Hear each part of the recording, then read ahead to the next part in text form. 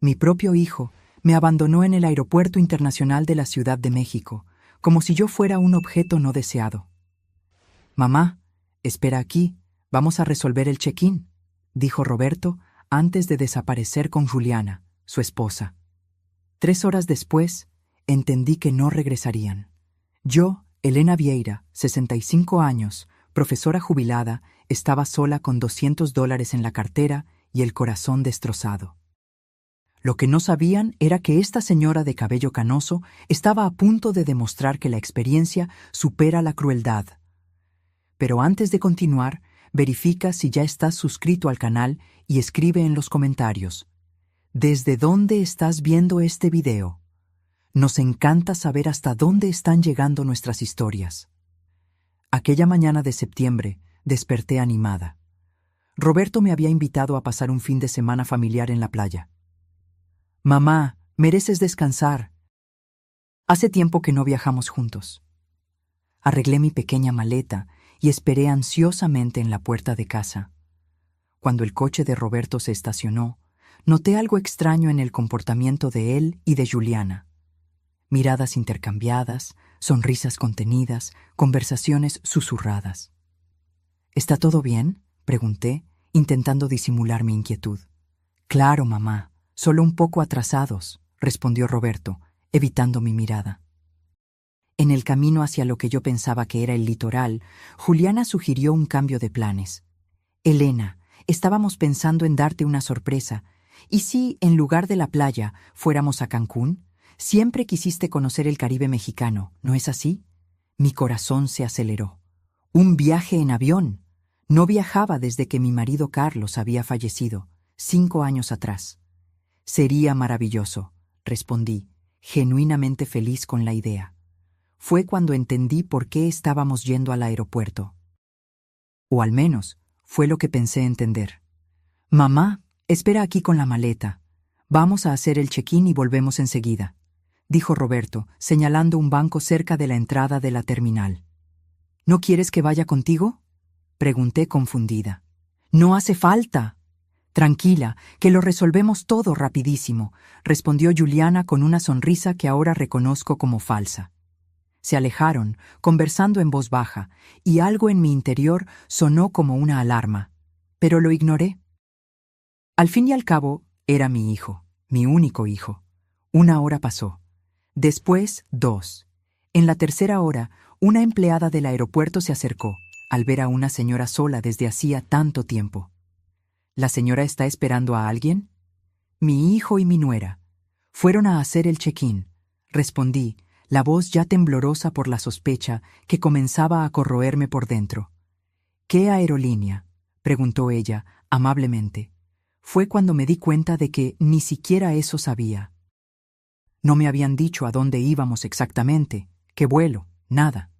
La empleada me acompañó hasta el mostrador de información y después de varios intentos de localizar mi nombre en alguna lista de pasajeros, la dura realidad se impuso. No había ninguna reserva para Elena Vieira en ningún vuelo de aquel día. Intenté llamar a Roberto. Buzón de voz. Mensajes sin respuesta. Después de otra hora intentando contactarlos, recibí un único mensaje. «Mamá, no podíamos más. La casa es nuestra ahora.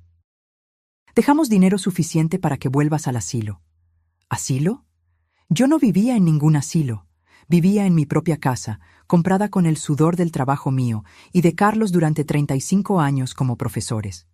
La casa que, aparentemente, Roberto ahora consideraba suya. Me senté nuevamente en aquel mismo banco, con las piernas temblorosas, intentando procesar la traición. La gente pasaba apurada, arrastrando maletas, viviendo sus vidas normales mientras mi mundo se desmoronaba. Fue cuando noté un detalle. Mi bolso estaba más ligero. Mis documentos habían desaparecido. Mi identificación, mi CURP, clave única de registro de población, y más alarmante, la escritura de la casa que siempre llevaba conmigo desde la muerte de Carlos, por miedo a perderla. Allí, sola en uno de los lugares más concurridos de Ciudad de México, entendí que había sido víctima no solo de abandono, sino de un golpe meticulosamente planeado por mi propia sangre. Las lágrimas vinieron, inevitables, Pero algo más fuerte nació dentro de mí: determinación. Soy profesora de historia jubilada. Pasé 40 años enseñando sobre revoluciones, resistencias y superaciones. Era hora de aplicar esas lecciones en mi propia vida. Con los $200 que dejaron conmigo, compré un boleto de autobús de vuelta a casa.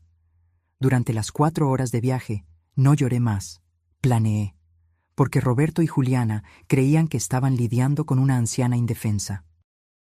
No tenían idea de que acababan de despertar a una guerrera que solo estaba dormida por la comodidad de la confianza familiar.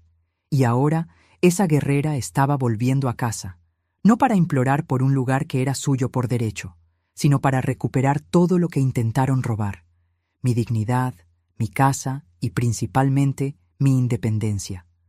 Lo que no esperaban era que esta señora de 65 años hubiera guardado por precaución todas las copias de los documentos en una caja de seguridad del banco. Y más, que yo hubiera documentado cada transferencia sospechosa, cada conversación extraña, cada comportamiento inusual en los últimos meses. Roberto pensaba estar 3 pasos por delante, pero yo, silenciosamente, siempre estuve observando el tablero completo. Mi venganza no sería ruidosa ni impulsiva. Sería calculada, fría y devastadora, como las lecciones de historia que enseñé sobre los grandes estrategas. Y comenzaría exactamente en el momento en que ellos menos lo esperasen, cuando se sintieran seguros de la victoria. El autobús seguía por la carretera mientras yo miraba por la ventana, determinada. Roberto había aprendido mucho conmigo durante la vida, pero claramente no absorbió la lección más importante. Nunca subestimes a una mujer que sobrevivió a todas las tormentas que la vida le impuso. Cuando descendí del autobús aquella noche, mi ciudad parecía diferente. O tal vez era yo quien estaba diferente. No fui a casa inmediatamente. Sabía que Roberto y Juliana estarían allí, saboreando su aparente victoria. En lugar de eso, me dirigí al único lugar donde sabía que encontraría ayuda incondicional: la casa de Margarida, mi amiga de 40 años y ex colega de profesión. «Elena, ¿qué te pasó?», exclamó ella al abrir la puerta y verme parada allí, con una maleta pequeña y ojeras profundas. Durante un té caliente en la acogedora cocina de Margarida, le conté todo. Ella escuchó en silencio, con los ojos cada vez más abiertos con cada detalle de la traición. «Tienes que ir a la policía ahora mismo», dijo cuando terminé. «No», respondí con una calma que me sorprendió incluso a mí. «Todavía no. Primero necesito entender exactamente lo que hicieron». Aquella misma noche accedí a mi banca en línea en el notebook de Margarida. Como sospechaba, grandes sumas habían sido transferidas en los últimos meses. Roberto tenía acceso a mis cuentas desde que Carlos había fallecido, para ayudar a administrar mamá, y se aprovechó de ello. Los extractos mostraban compras en tiendas de lujo, pagos de coches, viajes, todo con mi dinero. Pero el golpe principal estaba en documentos que encontré al visitar el banco a la mañana siguiente. Roberto había iniciado un proceso de transferencia de la casa a su nombre, usando un poder notarial que yo nunca firmé. La falsificación era evidente para mí, pero lo suficientemente convincente para un sistema que rara vez cuestiona cuando un hijo dedicado se encarga de los asuntos de la madre anciana. Durante una semana me alojé con Margarida mientras reunía pruebas. Descubrí que Roberto y Juliana habían contratado incluso a un trabajador social para evaluar mi capacidad mental, pagando por un informe falso que sugería que yo sufría de demencia precoz. Esta era la pieza final del rompecabezas: declararme incapaz y asumir el control total sobre mis bienes. «Esto es criminal», comentó Margarida mientras revisábamos los documentos. «Podrías acabar con ellos en la justicia». «Y lo haré», respondí, «pero no solo en la justicia formal. Quiero que sientan cada segundo de la humillación que intentaron imponerme». Busqué al doctor Paulo, un abogado especializado en derecho del adulto mayor que había dado conferencias en la escuela donde yo enseñaba. Él escuchó mi historia con indignación profesional. «Señora Elena, esto es más común de lo que imagina. La violencia patrimonial contra adultos mayores, especialmente practicada por familiares, es una epidemia silenciosa. Me explicó todas las medidas legales que podríamos tomar, pero también advirtió: el proceso legal puede ser lento. Mientras tanto, ellos continuarán en su casa usando sus recursos. Tengo un plan para eso también, respondí sorprendiéndolo. En los días siguientes, monté mi estrategia. Primero, con la ayuda del doctor Paulo, hicimos una denuncia policial por robo de documentos y falsedad ideológica. Después, conseguimos una orden judicial urgente para bloquear cualquier transacción que involucrara mis bienes. Pero yo sabía que eso no sería suficiente para golpearlos donde realmente importaba, en el orgullo. Roberto siempre fue extremadamente preocupado por su imagen social. Graduado en administración, construyó una carrera como gerente en una empresa respetada, cultivando cuidadosamente la reputación de hombre íntegro y dedicado a la familia. Juliana, por su parte, era activa en grupos de caridad de la iglesia local, siempre publicando en redes sociales sobre valores familiares y cuidado de los ancianos. La hipocresía de ellos sería su propia ruina. Comencé a frecuentar los mismos lugares que ellos: el supermercado donde Juliana hacía las compras, el café cerca del trabajo de Roberto, incluso la iglesia que frecuentaban los domingos. No los abordaba directamente. Solo me hacía visible, descuidada, visiblemente confusa, exactamente la imagen que querían construir de mí. La gente comenzó a notarlo. Elena, ¿cuánto tiempo? Pensé que estabas viajando, como Roberto comentó, dijo la cajera del supermercado. ¿Viajando? No. Estoy viviendo con una amiga porque mi hijo me quitó la casa, respondí con aire ingenuo. Conversaciones como esta se multiplicaron por la pequeña ciudad. Cuando alguien me preguntaba directamente, yo respondía con hechos simples, sin acusaciones directas. Fui abandonada en el aeropuerto. No, no sé por qué. Sí, mis documentos desaparecieron. No, no puedo volver a mi casa ahora. En 2 semanas, los primeros resultados aparecieron. Roberto me llamó, furioso. ¿Qué historia es esa que estás esparciendo por la ciudad? ¿Qué historia, hijo? Solo estoy viviendo mi vida. La gente está haciendo preguntas en el trabajo. El pastor me llamó para hablar. Tienes que parar con esto. ¿Parar con qué? ¿De existir? ¿No fue eso lo que quisiste cuando me dejaste en el aeropuerto? Él colgó abruptamente. 2 días después, Juliana apareció en la casa de Margarida. Elena, esto tiene que parar, dijo sin saludar. Estás arruinando nuestra reputación. Qué interesante, respondí tranquilamente. Te preocupa más tu reputación que el hecho de que abandonaron a una señora de 65 años en un aeropuerto sin documentos. ¡Fue idea de Roberto!, exclamó ella, revelando la primera grieta en la pareja. Yo dije que era exagerado, que bastaba con la transferencia de la casa. ¿Entonces admites la transferencia fraudulenta? Su rostro palideció al darse cuenta del error. No fue exactamente así. Fue exactamente así, Juliana. Y tengo pruebas suficientes para mostrar eso a cualquier juez, o pastor, o a tus amigos en la caridad.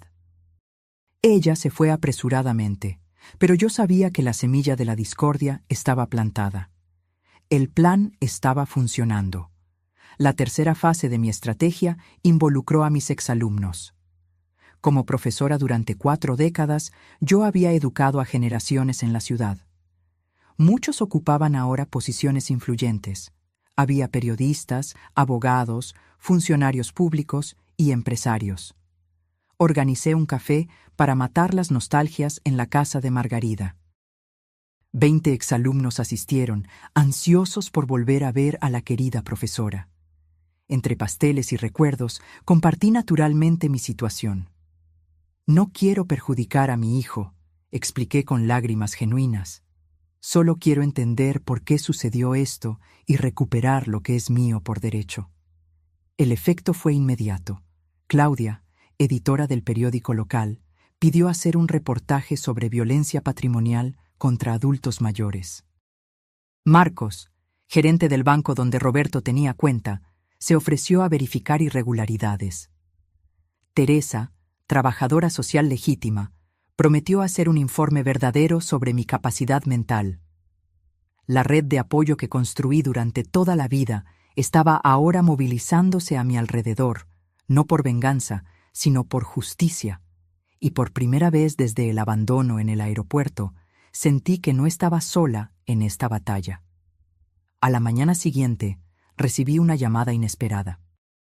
Era Marta, suegra de Roberto y madre de Juliana. Elena, necesito verte. Hay cosas que necesitas saber. El encuentro con Marta fue revelador. Nos reunimos en una pequeña cafetería en el centro de la ciudad, lejos de las miradas curiosas de los conocidos de Roberto y Juliana. Nunca aprobé lo que planearon, comenzó ella, con las manos temblando al sostener la taza de café. Juliana me contó todo hace algunos meses, creyendo que yo la apoyaría. ¿Cómo podría apoyar algo tan cruel? Marta entonces desenrolló una historia que, aunque dolorosa, finalmente tenía sentido. Roberto estaba endeudado, inversiones arriesgadas, un estilo de vida más allá de sus posibilidades, tarjetas de crédito al límite. La solución más fácil, en su mente, era mi casa, valorada en más de $800,000 y sin hipoteca. El plan inicial era convencerte de vender y vivir con ellos, explicó Marta. Cuando se dieron cuenta de que nunca estarías de acuerdo, decidieron algo más, drástico. ¿Por qué no me contaste antes? Intenté disuadirlos, lo juro. Cuando supe que realmente iban a seguir con eso, te llamé aquella mañana, pero Roberto contestó tu celular. Dijo que estaban saliendo a dar un paseo y que tú llamarías después. Sentí un escalofrío al recordar que, de hecho, no encontré mi celular aquella mañana. Roberto dijo que yo debía haberlo dejado en casa y que no había tiempo para buscar. Después de que supe lo que pasó, me enfermé de preocupación. Pero tenía miedo de involucrarme más, de empeorar las cosas. Cuando vi el reportaje en el periódico de ayer, supe que necesitaba hablar contigo.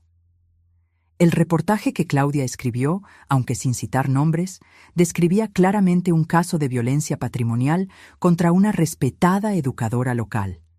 La comunidad estaba indignada. Juliana está destrozada, continuó Marta. Están peleando constantemente. Roberto la culpa por haber hablado conmigo. Ella lo culpa a él por toda la idea. Pero lo peor es lo que hicieron con la casa. ¿Qué pasa con la casa?, pregunté, sintiendo mi corazón acelerar. Ya gastaron casi todo el dinero de la hipoteca que hicieron. ¿Hipoteca? Pero la transferencia aún no ha concluido. Usaron documentos falsos, Elena. Un esquema complicado con un notario deshonesto de otra ciudad. Consiguieron una hipoteca de $500,000 contra la propiedad.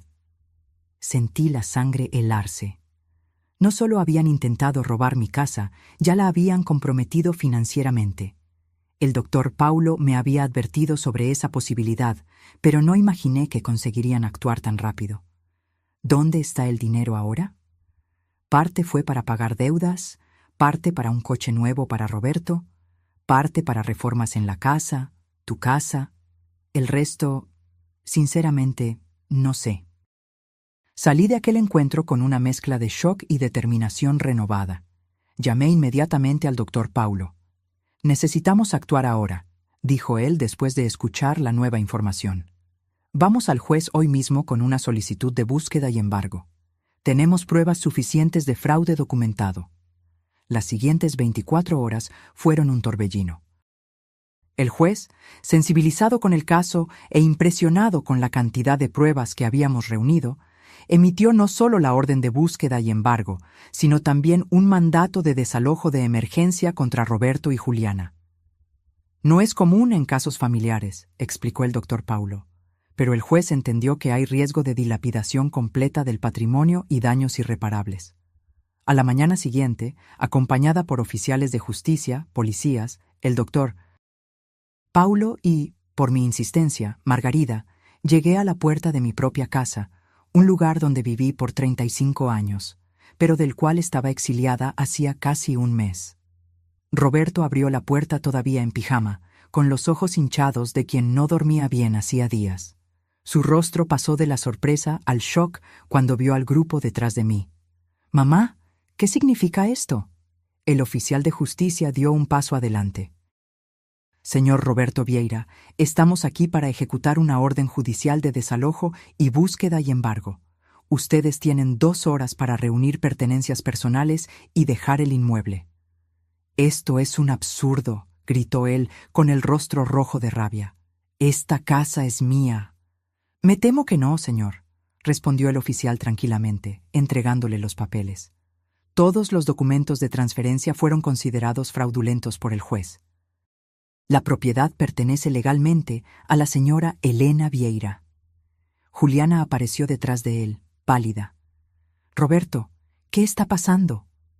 «Tu madre nos delató, eso es lo que pasó», acusó él. «¿Mi madre? ¿Qué tiene ella que ver con esto?». Mientras ellos discutían, entré en mi casa. El impacto fue inmediato. Nada estaba como lo dejé. Los muebles antiguos que tanto amaba habían desaparecido, sustituidos por piezas modernas e impersonales. Las paredes amarillas que Carlos y yo pintamos juntos ahora estaban grises. Las fotos de familia, mis libros, mis recuerdos, todo había sido removido o relegado a cajas que encontré apiladas en el garaje.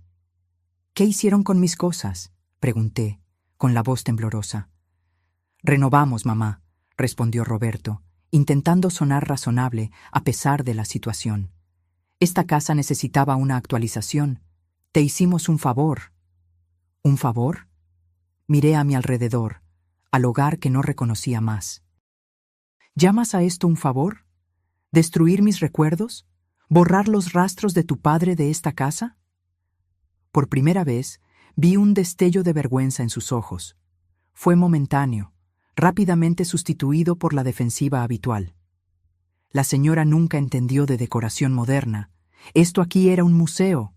Nadie vive así hoy en día. Los policías y el oficial de justicia comenzaron el proceso formal, inventariando ítems, verificando documentos.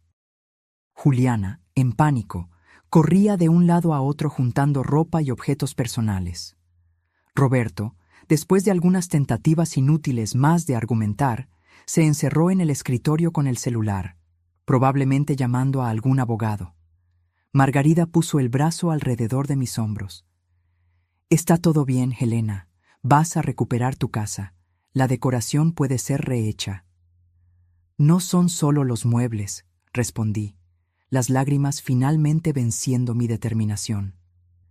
«Es la sensación de violación. Ellos no solo intentaron tomar mi casa, intentaron borrar mi existencia de ella». Los oficiales encontraron todos los documentos que Roberto había escondido, incluyendo mis originales y las falsificaciones que él creó.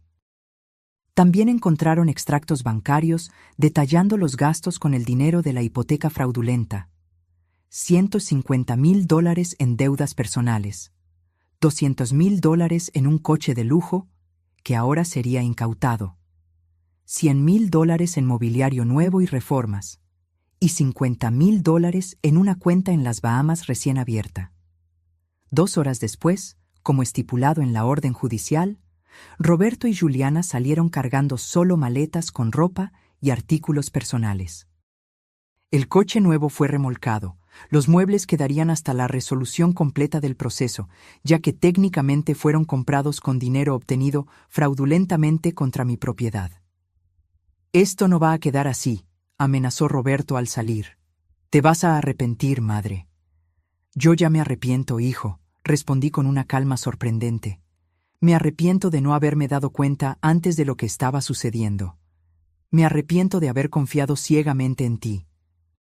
Pero principalmente, me arrepiento de haber fallado como madre al punto de que tú creyeras aceptable hacer esto con la persona que te dio la vida».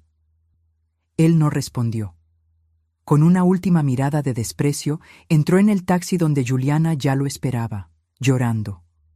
Cuando todos se fueron, los oficiales, los policías, incluso Margarida, que prometió volver más tarde con comida, me quedé sola en mi casa transformada. Me senté en el sofá desconocido y lloré. Lloré por el tiempo perdido, por la confianza traicionada, por los años de recuerdos que intentaron borrar de las paredes. Pero principalmente, lloré por el hijo que pensé haber criado versus el hombre que él se reveló ser. Después de agotar las lágrimas, me levanté y comencé a explorar cada rincón de la casa, recordando cómo era antes, planeando cómo sería de nuevo. En el cuarto que fue de Roberto en la adolescencia, encontré las cajas con los álbumes de familia que ellos no tuvieron el coraje de tirar. Me senté en el suelo, hojeando fotos de un niño sonriente que un día conocí, intentando entender dónde todo salió mal. Fue cuando encontré, escondido entre las páginas de un álbum antiguo, un sobre amarillento dirigido a mí con la caligrafía inconfundible de Carlos. Mi marido, siempre previsor, había dejado una carta que yo nunca supe que existía, probablemente escondida por Roberto tan pronto como la encontró. Con manos temblorosas, abrí el sobre y comencé a leer palabras escritas 5 años atrás, pero que parecían dolorosamente proféticas para el momento actual. Mi querida Elena, si estás leyendo esta carta, significa que ya partí y que algo serio sucedió para que la encuentres. Espero que haya sido por casualidad, durante una limpieza nostálgica y no por necesidad. Pero conozco a nuestro hijo mejor de lo que piensas y temo que un día esta carta pueda ser necesaria. Roberto siempre fue ambicioso desde niño. ¿Recuerdas cómo contaba las monedas de la alcancía todas las noches? ¿Cómo se quedaba fascinado con las casas grandes cuando pasábamos en coche por los barrios ricos? Al principio, nos parecía admirable, un niño con visión, determinación. Pero a lo largo de los años vi algo que tú, con tu corazón de madre, tal vez te has negado a ver. La ambición de él no tenía límites éticos. Las pequeñas señales estaban allí. El dinero que desaparecía de tu cartera.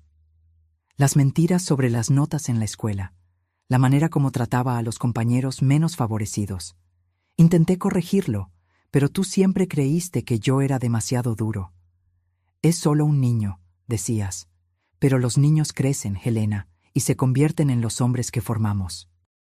En los últimos años, Roberto me buscó varias veces para discutir planeación sucesoria, como él llamaba. Quería saber exactamente el valor de la casa, de los ahorros, de las pólizas de seguro. Al principio, creí que era preocupación legítima por nuestro bienestar. Después, me di cuenta de que era cálculo. Por eso tomé algunas precauciones que tú no sabes. Primero, registré todo exclusivamente a tu nombre después de mi jubilación. La casa, el coche, los ahorros, todo está registrado solo como tuyo, no como nuestro. Esto impide que la mitad vaya automáticamente a Roberto como herencia mía. Segundo, abrí una cuenta a tu nombre en el Banco de la Seguridad, sucursal central, que Roberto desconoce. Transferí allí una cantidad significativa, no todo, pues eso despertaría sospechas, pero lo suficiente para garantizar tu independencia en caso de que algo suceda.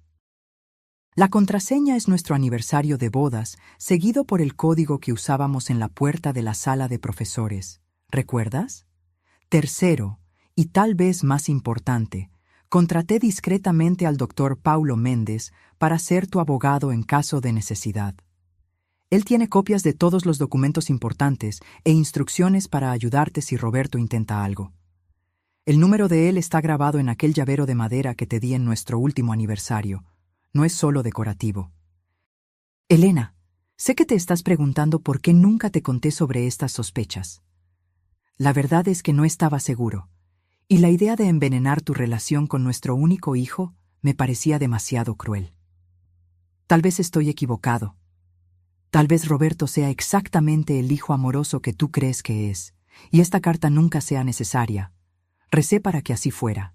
Pero si estás leyendo esto en un momento de crisis, debes saber que no estás sola. Siempre fuiste más fuerte de lo que piensas, Elena. Fuiste tú quien enfrentó a la dirección de la escuela cuando intentaron censurar tus materiales sobre la dictadura. Fuiste tú quien organizó la huelga del 89 que garantizó nuestros derechos.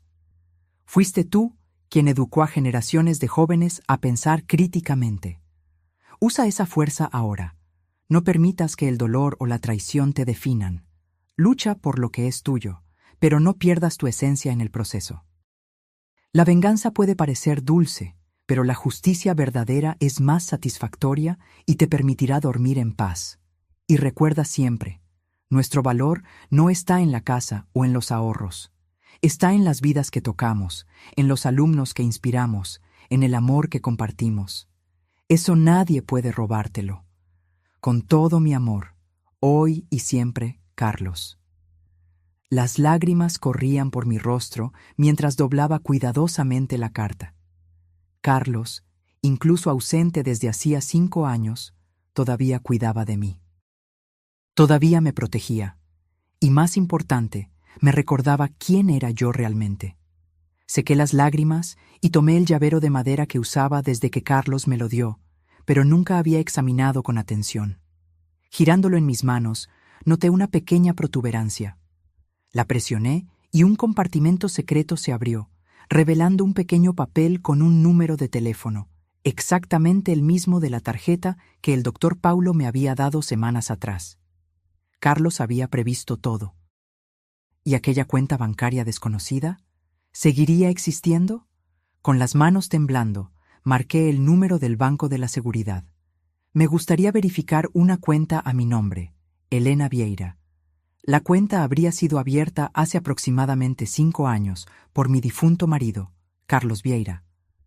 Después de algunas verificaciones de seguridad, la asistente confirmó: «Sí, señora Elena, la cuenta está activa y tiene un saldo actual de $387,942,153, con los intereses acumulados». Casi dejo caer el teléfono. Carlos no solo había previsto los problemas, me había dado los medios para resolverlos.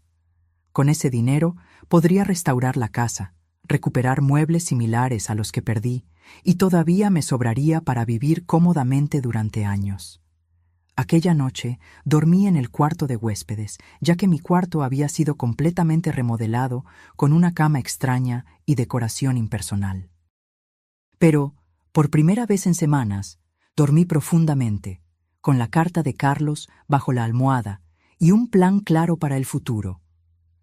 A la mañana siguiente, comencé la reconstrucción.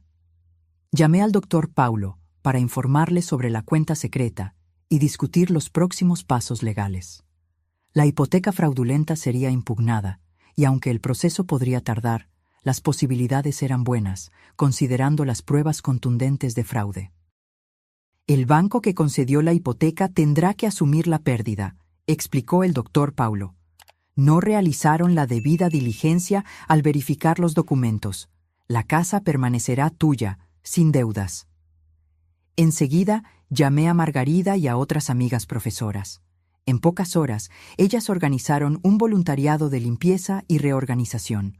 Más de 10 excolegas aparecieron, trayendo comida, productos de limpieza y algo aún más valioso: solidaridad. «Vamos a limpiar esa energía negativa de tu casa, Elena», dijo Lourdes, mi amiga de 30 años, abriendo todas las ventanas. Mientras las mujeres trabajaban, les conté sobre la carta de Carlos. No había vergüenza en compartir la historia ahora. La ciudad entera ya sabía sobre el golpe de Roberto a través del reportaje del periódico. «Carlos siempre fue un hombre prudente», comentó Ivone, que también había conocido a mi marido. «Siempre decía que esperaba lo mejor de las personas, pero se preparaba para lo peor». «Quisiera que él estuviera aquí», confesé, sintiendo su falta con renovada intensidad. «Él está, querida», respondió Lourdes, señalando mi corazón. Y por la carta, parece que nunca se fue realmente. Durante las semanas siguientes me dediqué a recuperar mi casa. No podría restaurarla exactamente como era. Algunos objetos eran irreemplazables, como el sillón donde Carlos leía el periódico o el reloj de pared que ganamos de regalo de bodas. Pero podía crear un nuevo hogar que honrara el pasado mientras miraba hacia el futuro. Contraté a un carpintero para recrear la mesa del comedor, lo más parecida posible a la original. Compré nuevas estanterías para mis libros, que afortunadamente estaban solo empacados y no destruidos. Recuperé algunas piezas antiguas en la tienda de antigüedades de la ciudad y complementé con muebles nuevos que realmente me gustaban, no los que Roberto y Juliana habían elegido. El caso en la justicia avanzaba. La investigación reveló que el esquema era aún más complejo de lo que imaginábamos. El notario deshonesto había facilitado transferencias fraudulentas en al menos 6 otros casos, todos involucrando a adultos mayores. La historia acabó en los periódicos regionales e incluso en un programa de televisión sobre crímenes financieros. Roberto y Juliana estaban enfrentando no solo un proceso civil, sino también acusaciones criminales. Marta me informaba ocasionalmente sobre la situación de ellos.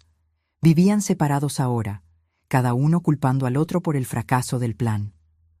Roberto había perdido el empleo debido al escándalo, y Juliana estaba siendo evitada por los círculos sociales que tanto valoraba. 3 meses después de recuperar mi casa, recibí una llamada inesperada. «Mamá, soy yo». La voz de Roberto sonó extraña, derrotada. Mi corazón se aceleró, pero mantuve la calma. «Hola, Roberto. Necesito verte, por favor». «¿Por qué?» «Tengo una audiencia mañana. Puedo recibir 5 años de prisión». Entonces era eso. Él no estaba arrepentido, estaba desesperado. «¿Y qué esperas que yo haga?» «Si retiraras las acusaciones, si dijeras que fue todo un malentendido». «No puedo hacer eso, Roberto. No fue un malentendido». Silencio en la línea. Luego, «Por el amor de Dios, madre, soy tu hijo. ¿Vas a dejar que tu único hijo vaya a la cárcel?» La pregunta flotó en el aire por algunos instantes. Casi cedí. El instinto maternal es poderoso. Pero entonces recordé la carta de Carlos, la premeditación de Roberto, el aeropuerto, los 3 meses de angustia y humillación. ¿Pensaste en eso cuando me abandonaste en el aeropuerto? ¿Cuando falsificaste mi firma? ¿Cuando planeaste enviarme a un asilo? Yo no estaba pensando bien. Estábamos endeudados, desesperados. ¿Y cuál sería tu solución si yo no hubiera descubierto? ¿Dejarme en la calle? ¿O peor?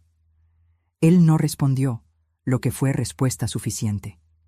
Roberto, tú elegiste este camino. Ahora tienes que enfrentar las consecuencias. ¿Entonces es así? ¿Sin perdón, sin segunda oportunidad? Respiré hondo antes de responder. El perdón es una jornada, no un evento. Tal vez un día consiga perdonarte completamente. Pero la confianza es diferente. Necesita ser reconquistada con acciones, no con palabras desesperadas cuando estás acorralado. ¿Qué quieres que haga?, preguntó, la voz ahora embargada. Quiero que asumas responsabilidad por lo que hiciste. Enfrenta las consecuencias legales. Reflexiona sobre tus elecciones. Y cuando estés realmente listo para una reconciliación auténtica, no por necesidad, sino por verdadero arrepentimiento, entonces podemos hablar de nuevo. Colgué el teléfono con manos temblorosas, lágrimas silenciosas escurriendo por mi rostro. A pesar de todo, él todavía era mi hijo, el niño que cargué por 9 meses, que enseñé a andar, a leer, a soñar. Dolía profundamente negarle lo que pedía. Pero sería aún más doloroso permitir que escapara de las consecuencias de sus acciones sin arrepentimiento real. Eso solo reforzaría que el comportamiento era aceptable. En la semana siguiente, acompañada por el doctor Paulo, asistí a la audiencia. Roberto me vio. Nuestras miradas se cruzaron brevemente antes de que él desviara la suya, avergonzado. Aceptó un acuerdo con la fiscalía. 2 años de prisión con posibilidad de régimen semiabierto después de 8 meses, restitución financiera completa y servicio comunitario después de la liberación.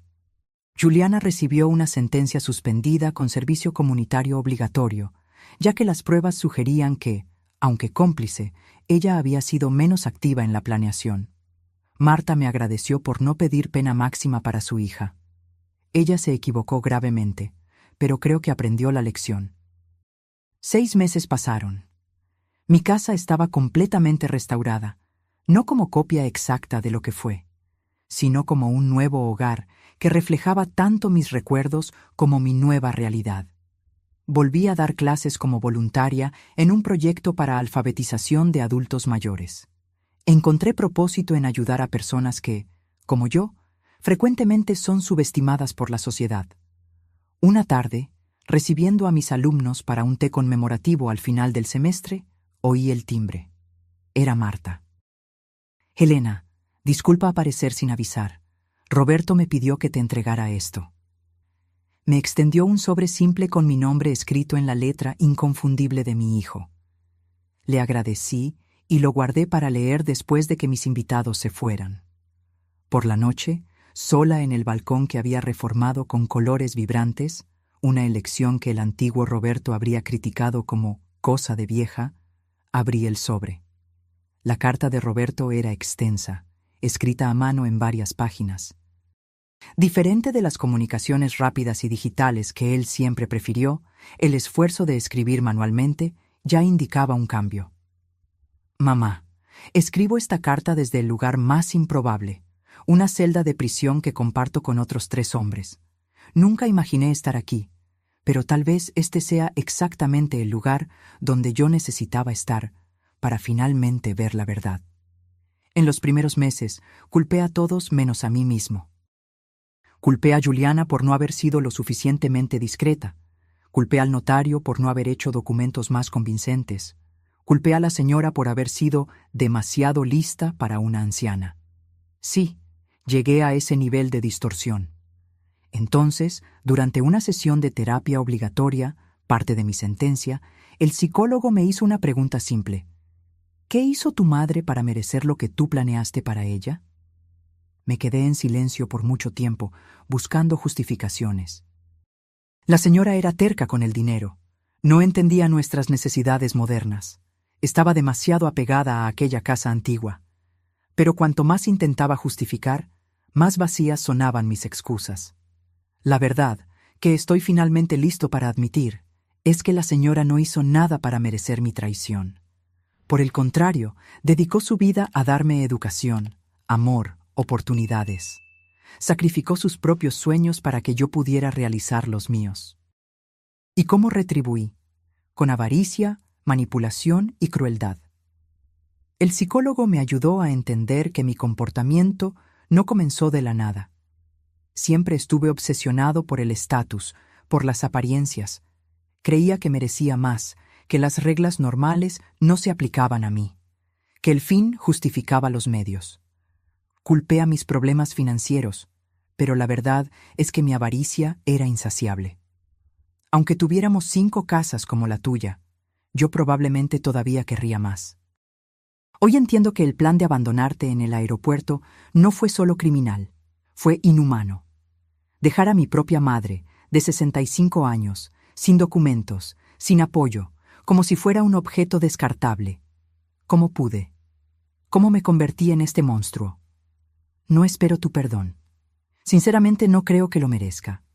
Pero quiero que sepas que estoy trabajando para convertirme en una persona mejor. Alguien que pueda un día mirarse al espejo sin vergüenza. Alguien que honre el sacrificio que la señora y mi padre hicieron por mí, en lugar de traicionarlo.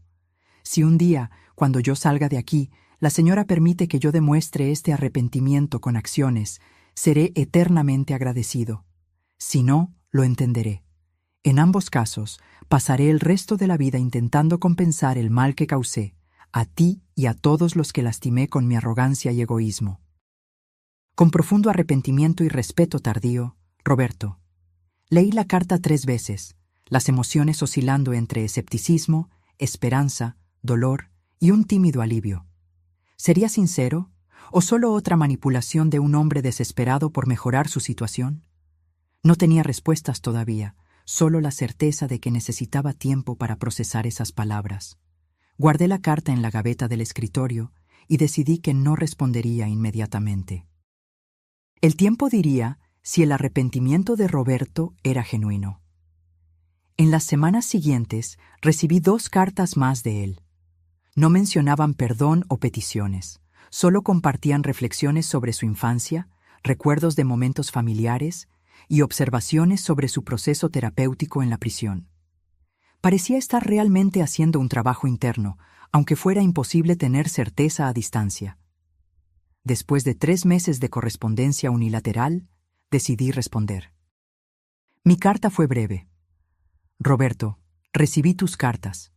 No puedo decir que estoy lista para perdonar completamente, pero reconozco tus esfuerzos para reflexionar sobre tus acciones. Eso es un comienzo. Me preguntas sobre mi día a día. Retomé la enseñanza como voluntaria. Estoy ayudando a adultos mayores a aprender a leer y escribir. Es gratificante ver a personas de mi edad, o mayores, descubriendo nuevos mundos a través de las palabras. La casa está diferente ahora. No intenté recrear exactamente lo que era antes.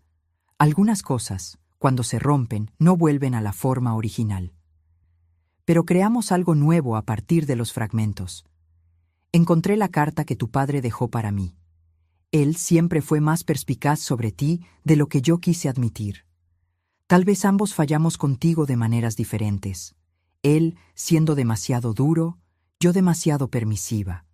Los extremos rara vez producen equilibrio. No sé qué le depara el futuro a nuestra relación. Por ahora, estoy dispuesta a continuar esta correspondencia, un paso a la vez. Elena. Nuestro intercambio de cartas continuó por meses. Gradualmente, Roberto comenzó a hacer preguntas sobre Carlos, sobre nuestra vida antes de que él naciera, sobre elecciones que hicimos como padres. Me di cuenta de que, tal vez por primera vez, él estaba realmente interesado en entender quiénes éramos como personas, no solo como figuras parentales que existían para atender sus necesidades. 8 meses después de su prisión, Roberto consiguió la progresión al régimen semiabierto. Podía trabajar durante el día, volviendo a la prisión por la noche. Consiguió un empleo como asistente administrativo en una pequeña empresa. Nada comparado con el cargo gerencial que tenía antes, pero era un nuevo comienzo. Fue cuando recibí una llamada de él. «Mamá, ¿puedo visitarte el próximo domingo? Entiendo si es muy pronto». Hesité. ¿Estaba lista para verlo personalmente? ¿Para enfrentar al hijo que había planeado mi exilio? «Ven a almorzar», respondí finalmente. Mediodía. El domingo llegó con una ansiedad casi palpable. Preparé una comida simple: arroz, frijoles, la lasaña que a él le gustaba en la infancia. Nada extravagante, pero suficiente para indicar que no era solo una visita formal. A las 11:55 sonó el timbre. Roberto estaba puntual, algo raro en el pasado. Abrí la puerta y el shock fue inmediato. Mi hijo había cambiado drásticamente. Más delgado, cabellos canosos en las sienes que no estaban allí antes, ojeras profundas. Los 8 meses de prisión habían cobrado su precio físico. Pero fue su mirada lo que más me impactó. Los ojos arrogantes que siempre parecían evaluar todo con desdén, ahora estaban bajos, casi humildes. «Hola, mamá», dijo simplemente, sin intentar un abrazo, respetando el espacio que yo no había ofrecido todavía. «Entra, Roberto». Él me siguió hasta la sala, mirando a su alrededor con curiosidad. La casa está diferente, más colorida. Sí, decidí que era hora de cambios. Combina contigo. Siempre te gustaron los colores vivos. Recuerdo tu ropa de profesora. Este comentario me sorprendió. Roberto raramente notaba detalles sobre mí. El almuerzo comenzó tenso, con conversaciones superficiales sobre el clima, las noticias, mi trabajo voluntario. Evitábamos al elefante en la sala. Todo lo que había sucedido, todo lo que todavía necesitábamos procesar. Fue Roberto quien finalmente rompió la barrera. «Mamá, sé que las palabras no son suficientes, pero necesito decirte personalmente. Lo siento mucho, profunda, verdaderamente arrepentido». Puse los cubiertos en la mesa, observándolo atentamente. «¿Por qué, Roberto?» Es lo que nunca entendí. ¿Por qué llegar a tal extremo? Podrías haber pedido ayuda financiera. Podrías haber sido honesto sobre tus dificultades. Él respiró hondo, los ojos fijos en la comida que apenas había tocado. No fue solo por dinero, aunque me convencí de eso en la época. Fue orgullo, vergüenza. No conseguía admitir que había fracasado financieramente, que había tomado malas decisiones. Era más fácil tomar lo que creía que merecía que admitir que no lo merecía. ¿Y eso justificaba abandonarme como basura? Nada lo justifica, respondió inmediatamente. Absolutamente nada. Me convertí en un monstruo, mamá. Construí una fortaleza de justificaciones. Me convencí de que estaba haciendo lo necesario, que en el fondo la señora estaría bien, que tal vez sería incluso mejor para ti estar en un lugar adecuado para tu edad. Un asilo.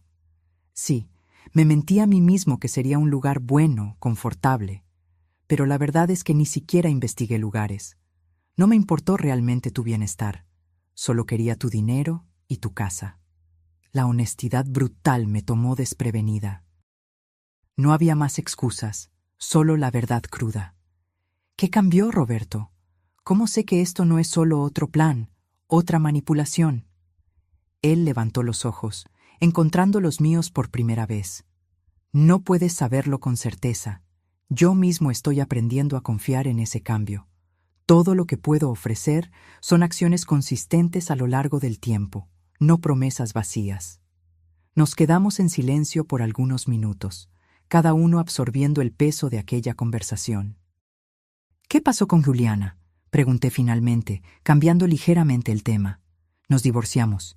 Ella volvió a la casa de su madre permanentemente. Está haciendo terapia también. ¿Y tu futuro? ¿Tienes planes? Estoy reconstruyendo desde cero.